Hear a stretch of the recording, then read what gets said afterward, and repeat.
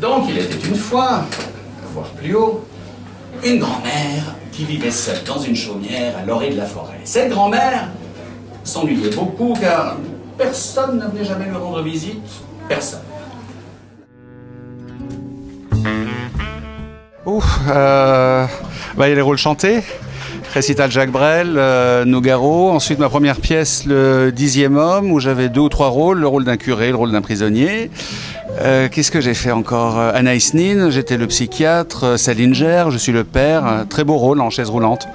J'adore ce rôle, on le reprend bientôt. Et puis le Melchior, dans Autour de ma pierre, il ne fera pas nuit. L'histoire de ce père qui se travestit avec les vêtements de sa femme qui est décédée et qui va s'encanailler dans le bois de Boulogne local. Et là, ce soir, j'ai plusieurs personnages.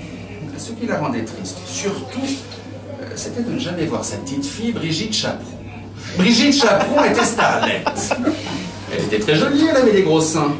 Comme les gonzesses qui sont sauveteuses à la télé dans les séries qui se passent à Malibu. Je suis stressé, mais je suis tellement heureux. Tellement heureux. J'avais envie de... Comment exprimer ça? Faire un pied de nez un peu au standard de l'humour actuel. Et déjà, c'est magnifiquement écrit. Il y a une réelle écriture derrière tous ces sketchs. Il y a des choses qui sont complètement réinventées. Les fables de La Fontaine réinventées par Jean-Yann. La recette de la confiture de nouilles par Pierre Dac. Ça, c'est des textes qui sont croustillants. Et puis, bon, c'est drôle.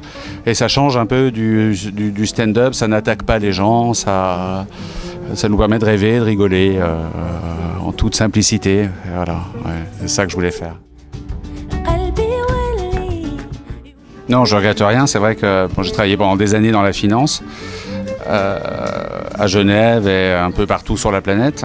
Et puis un jour, j'ai décidé que j'arrêtais tout pour me consacrer à ma passion de toujours, qui est la scène et le théâtre.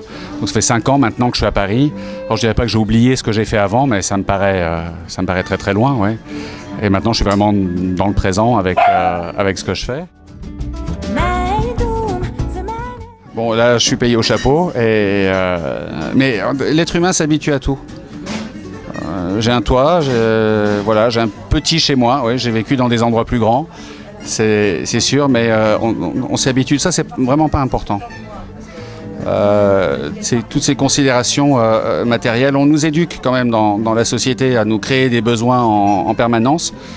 Et j'ai réussi à faire fi de tout ça. Et ça m'a pris un peu de temps. Mais maintenant, je me sens beaucoup plus équilibré. Je me sens surtout maître de moi et libre. Alors je suis sur 3 projets, donc j'ai ce One Man qui commence donc ce soir. Si la matière grise était rose, personne n'aurait plus d'idées noires. Et que je continue après à Avignon, durant tout le mois de juillet pendant le festival Off.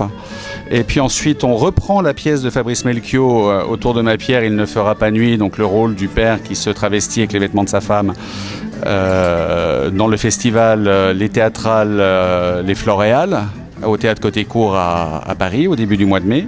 Et ensuite au TGP de Saint-Denis, Théâtre Gérard Philippe de Saint-Denis, le rôle de Salinger, une pièce de Bernard-Marie Coltès, qu'on va jouer à la fin du mois de mai.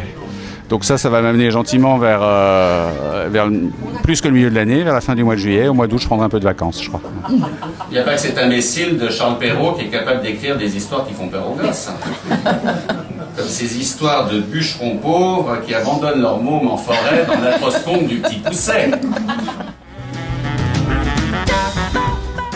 Venez me voir. Ouais. Venez que je puisse vous donner de l'amour. Voilà ce que je leur dirais. Et du rire, et du bonheur. Ouais.